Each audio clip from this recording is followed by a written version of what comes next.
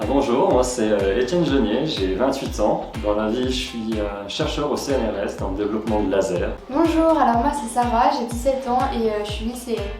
Bonjour, moi c'est Emma, j'ai 17 ans et je suis lycéenne aussi. Bonjour à tous, je me présente, je m'appelle Lise-Marie Ferraton, j'ai 18 ans et je fais du coup cette année un service civique à la Croix-Rouge en tant que formatrice PCA. Moi c'est Clara, j'ai 19 ans. Du coup, moi dans la vie de tous les jours, je suis à l'école d'aide-soignante. Bonjour, donc je m'appelle Sarah, j'ai 20 ans et je suis en deuxième année de BTS en économie sociale et familiale.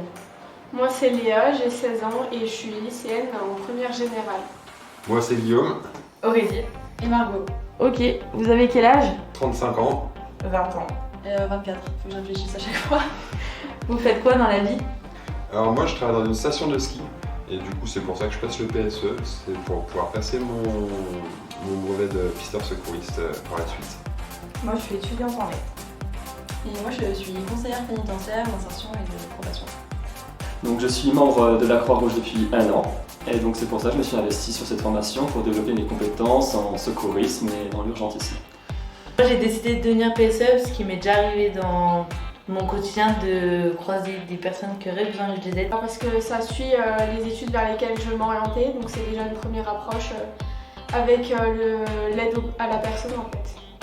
Et moi c'était quelque chose que je voulais faire depuis longtemps et je voulais attendre d'avoir fini mon bac pour avoir, j'ai fait un bac pro service aux personnes, donc pour avoir un peu plus de connaissances. Quand on s'inscrit dans la formation, ça peut faire un peu peur, on peut se dire oula mais on va peut-être pas y arriver, mais en fait la formation elle est tellement complète, on nous explique tout.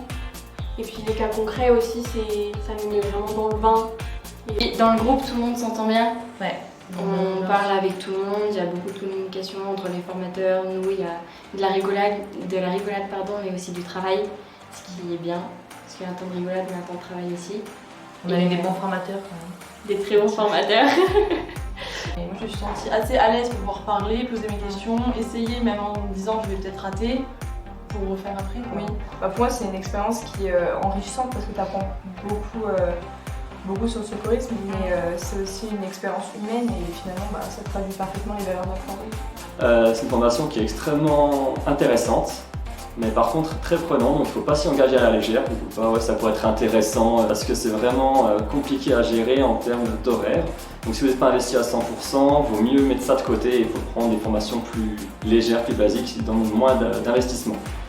Par exemple, on a eu une vingtaine d'heures de formation en distanciel avant d'attaquer la formation en présentiel. Des journées intenses, avec un rythme assez important. Mais si vous êtes motivé, il n'y a aucun problème pour les faire, ça va très bien se passer. Et c'est extrêmement intéressant, on apprend plein de choses. Moi je me sens prête et j'ai hâte. Ouais, carrément. Ouais. Surtout hâte en fait, parce qu'on sait qu'on Oui. va peut-être un peu avoir du mal, faire peut-être des petites erreurs au De toute début. manière on aura forcément du mal au début. Si on a commencé là, on va pas avoir le choix, mais bon, après on va pas y aller. On sait qu'on sera aidé par d'autres qui ont plus d'expérience que nous. Donc on sait qu'au début on sera peut-être un petit peu perdu, mais qu'avec le temps ça va arriver. Ouais, on ne lâche pas tout seul dans la voiture non plus. Bravo.